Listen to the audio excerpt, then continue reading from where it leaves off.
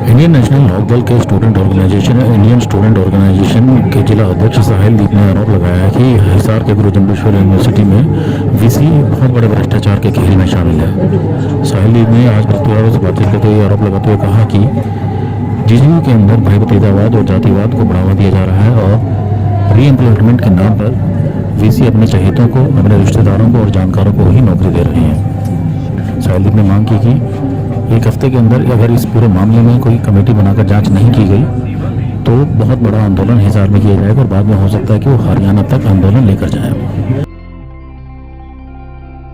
आज अगर हम हिसार को देखते हैं तो हमारी शिक्षा व्यवस्था का नाश हो चुका है और किस प्रकार से नाश हो चुका है और किस इंसान ने नाश कर दिया है, इस सब चीजों को मैं आज से हम विषय में चर्चा करेंगे। आज जहां एक तरफ सरकार हमारे बात करती है, मुख्यमंत्री बात करते हैं, शिक्षा मंत्री बात करते हैं कि हमारी ऐसी सरकार है जो बिना पर्ची और बिना खर्ची के हम नौकरियों को लगाते हैं लोगों को, वहीं दूसरी ओर अगर हम गुरु जम्बेश्वर यूनिवर्सिटी हिसार की बात करते हैं तो जब से इस यूनिवर्सिटी के अंदर कुलपति बने हैं नरसिंह राम बिश्नोई जी, इस यूनिवर्सिटी में शिक्षा व्यवस्था का नाश प्रारंभ हो गया और बिल्कुल पतन की ओर ये यूनिवर्सिटी जा चुकी है हमारी।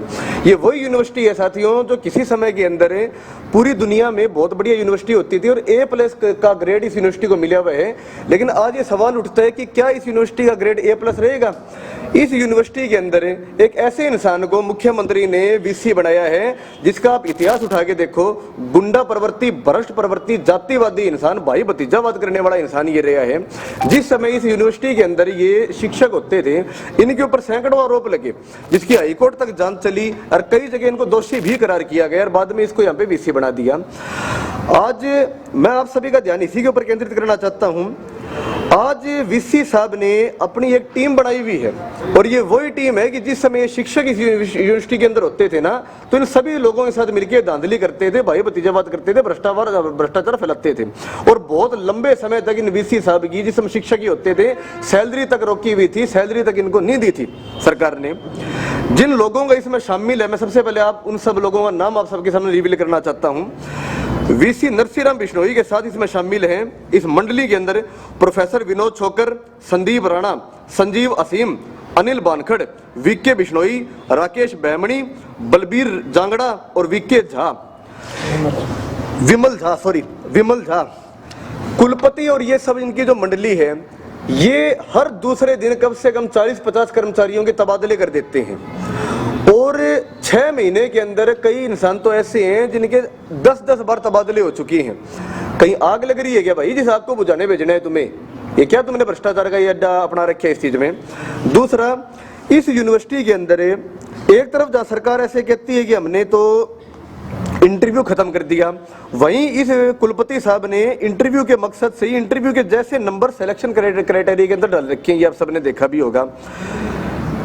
शिक्षकों में यहाँ बहुत भारी भ्रष्टाचार चल रहे हैं। शिक्षकों के एंट्रेंस टेस्ट में यूनिवर्सिटी की जो सुरक्षित और स्थापित प्रोसेस होता था उसको वीसी साहब ने बाईपास कर दिया और जो सीक्रेसी और पारदर्शिता के होते से अपने भर्तियां होती थी अपनी टीम के भ्रष्ट लोगों के हाथ में वो सब चीज दे दी। जहाँ एक तरफ ये सरकार बात करती है हम री एम्प्लॉयमेंट खत्म करेंगे, हम नए लोगों को, नए बच्चों को नौकरियां देंगे, ये री एम्प्लॉयमेंट करके और अपनी जाति के लोगों को, अपने रिश्तेदारों को, अपने भाई भतीजों को लगा के इन वीसी साहब ने बहुत भारी थप्पड़ मारे मेरे जैसे नौजवानों के ऊपर। और जितने भी नौजवान देख रहे हैं, जितने भी लोग देख रहे हैं जिनके बच्चे किसी न किसी टेस्ट की तैयारी कर रहे हैं, दिन रात मेहनत करके यहाँ पेपर दे के आए हैं, कोई फायदा नहीं है। अगर आज कोई भी किसी के माँ बाप मुझे देख रहे हैं, कोई बच्चे मुझे देख रहे हैं, अगर आप सब लोग गुरु जम्बेश्वर यूनिवर्सिटी के अंदर दिन रात संघर्ष कर रहे हो, दिन रात तैयारी कर रहे हो, भारी भरकम इंस्टीट्यूट में फीस सूंघ रहे हो, कोई फायदा नहीं है, अपने घर बैठ जाओ, अपनी खेती बाड़ी कर लो।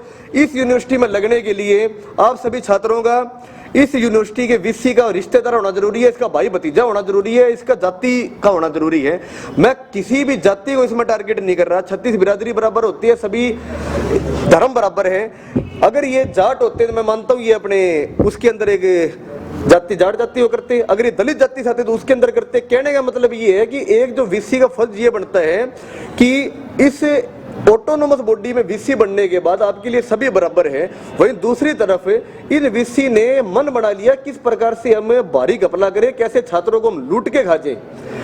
आज आप ये देखो मैं खुद स्टूडेंट्स की लड़ाई लड़ता हूं, 2012 से मैं सक्रिय हूं। 1 घंटे के लिए बच्चों की गलत री देते हैं, गलत रिवोल्यूशन देते हैं, रिवोल्यूशन नाम के ऊपर 2-2 हज़ार रुपए ये लेते हैं बच्चों से। 1 घंटा मिलता है सिर्फ, 12 से 1 के बीच में जाके आप अपना वहां पे रिजल्ट आप ले सकते हो। ऐसे बदतमीजियां करते हैं जो गुंडे तत्व इस वीसी साहब ने अपने वहां बिठा रखी हैं, जैसे कि कोई कैदी जेल से छूट के भाग गया हो, शर्म नहीं आती इनको। तो आज ये सब साक्ष्य मैंने आप सबके सामने पेश करे, मैंने आपके सामने प्रस्तुत करे हैं, तो मुझे नहीं लगता अब भी प्रत्यक्ष को कोई प्रमाण की जरूरत है। इतना भारी घपला मैं नहीं मानता। पहली बात तो मैं कहता हूँ ये सरकार बनने के बाद जितना घपला हरियाणा प्रदेश के अंदर हुआ है, नौकरियों में जो धांधली हुई है, उतना पूरे हिंदुस्तान में कहीं भी नहीं हुई होगी। आज 38% बेरोजगारी रेट है वो हमारे हरियाणा के अंदर है। लेकिन अगर हम गुरु जम्बेश्वर यूनिवर्सिटी को भी देखते हैं ना, तो पूरा हरियाणा एक तरफ और अकेला ये यूनिवर्सिटी एक तरफ, इस यूनिवर्सिटी का वीसी नरसिंहराम बिश्नोई एक तरफ है। इतने साक्ष्य प्रस्तुत करने के बाद मैं नहीं मानता कोई भी ये संदेह रह गया हो फिलहाल। दूसरी बात, एक आप सभी के माध्यम से मैं इस सरकार को चेताना चाहता हूं। पहली बात तो ये सारा सरकार का कराया है। सरकार ने इस भ्रष्ट गलत रवैये और भाई भतीजावाद अपनाने वाले नरसिंहराम बिश्नोई को भारी भरकम पैसे लेके यहाँ का वीसी बनाया था, जो पैसे अपने ये पूरी कर रहे हैं और कम से कम 20 गुना 30 गुना पैसे ये कमाएगा भी। लेकिन उसके बाद भी मैं सरकार को चेताना चाहता हूं और मैं 1 हफ्ते का टाइम देता हूं सरकार को। 1 हफ्ते के अंदर ये जितने भी लोगों ने टॉप किया है लगभग 20-20 नंबरों से, एक निष्पक्ष कमेटी बनाई जाए और निष्पक्षता से जांच होनी चाहिए और इन सब लोगों के दोबारा से एग्जाम होने चाहिए, दोबारा से पेपर होने चाहिए, सीसीटीवी की निगरानी के अंदर होने चाहिए और उसके बाद में दूध का दूध और पानी का पानी हो जाएगा। दावा करता हूं इन सब जो टॉपर ये बैठे हैं ना, टॉप करना तो बहुत दूर की बात है, 10वें नंबर के ऊपर नहीं आएंगे। ये मोटे मोटे पैसे फूंक के वीसी साहब की जेब गर्म करके नौकरियों पे लगना चाहते हैं और बहुत भारी तमाचा मार रहे हैं उन बच्चों के मुंह के ऊपर जो दिन रात मेहनत करके यहाँ पे सपने ले रहे हैं कि हम नौकरी करेंगे और करेंगे। ये सब चीज मैं रखना चाहता हूँ। सिर्फ 1 हफ्ते का मैं टाइम देना चाहता हूँ। अगर 1 हफ्ते के अंदर एक कमेटी नहीं बैठाई और इस वीसी साहब का इस्तीफा नहीं मांगा गया, इसकी जांच नहीं होती और जो नौकरियों के ऊपर रखी है उनको नौकरी से बर्खास्त नहीं किया जाता, तो एक बहुत बड़ा आंदोलन हिसार में होने वाला है, जो बाद में हो सकता है हरियाणा का आंदोलन ही बन जाए। ब्यूरो रिपोर्ट, नई ताजा न्यूज, हिसार। लेटेस्ट वीडियोस के लिए सब्सक्राइब करें हमारा चैनल नई ताजा न्यूज और दबाएं बेल आइकॉन ताकि आप मिस ना करें कोई भी अपडेट।